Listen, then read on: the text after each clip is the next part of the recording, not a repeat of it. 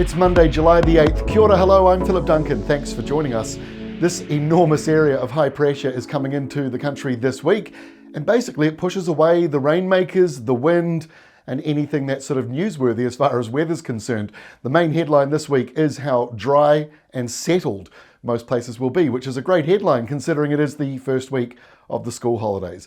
So let's kick off with the air pressure map. You can see this giant high pressure zone stretching all the way up into the tropics, all the way down into the sub-Antarctic region. And this placement pushes lows like this one away from us, keeps them offshore, well offshore. And so the windy weather is out here, out at sea, around the edges, but in the middle part where it's got the white shading, that is where the winds are at their lightest. So it's still moving in for Monday, which is why there's still a southerly breeze around the country. Maximum temperatures on Tuesday, they're lifting up now from where they were last week. A couple more degrees added to the north of New Zealand, or even a few more degrees, and a couple of degrees added down to the south. So you're feeling that slightly milder airflow. Now the high comes in and it sort of locks in the colder air at night time. So the overnight temperatures will still be down, but many places by day are going to enjoy pretty good temperatures this week. Most places are actually leaning above average. And especially if you're on the western side of the country, because as the high drifts a little bit like this across New Zealand, a slight easterly flow will form around the north of it. And so that can produce warmer than usual weather along the western side. Don't get me wrong, nights are still going to be cold, but the daytime highs aren't going to be too bad, and they're not going to be as cold as they were last week. So here on Tuesday, not much to talk about. Frosty weather though, that's certainly going to be around, and there might just be a couple of isolated showers in the north. Into Wednesday, you can still see that shower risk. The pale blue just means a few clouds around, and maybe within those clouds, you might get a few showers. It doesn't mean everyone along here gets wet weather, just that risk zone is in there. But otherwise, the high, 1040 at least, as it parks itself right over the middle part of New Zealand.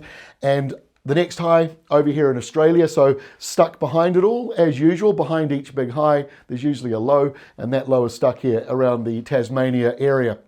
So, temperatures. I just mentioned before how most places are actually warmer than average this week. Here's how we are in the early hours of Wednesday morning. So a few areas here in blue, mostly up in the hills and ranges. Those are the areas that are below average. But the areas in the yellow and gold shading, 2, 4, maybe even 8 degrees warmer than you should be.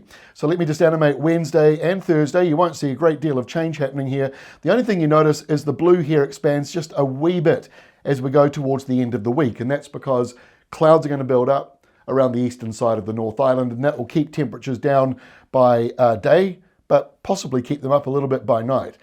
So Thursday, the high is in charge. It's grown. 1042 at this stage is the estimate, and it might even go a little bit higher or slightly lower than that, but that is where we expect it to be as we go through the week.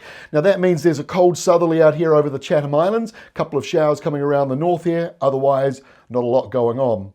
By Friday, here is the low offshore. Now that is helping to produce that cloud around the eastern side of the North Island, and that means your temperatures start to drop down a wee bit, and the overnight lows sometimes can be a little bit milder. Certainly not seeing frosty weather around here as we go towards the end of the week. And yes, that high is further south than they normally are at this time of the year. In fact, as you go through into the weekend, these should be kind of the other way around. Normally we see the highs up to the north and the lows further to the south, but it's chaos. And as we've said for the last few months, we're in a neutral season, and when that happens, you can have anything. You can have a northerly one day, a southerly the next.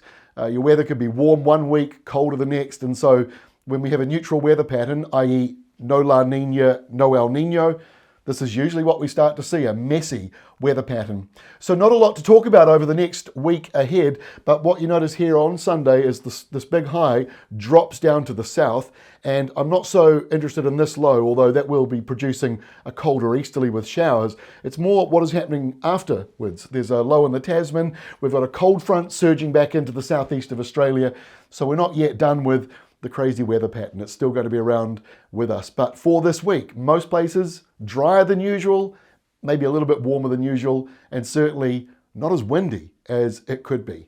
Have a great week ahead. We'll see you again on Tuesday.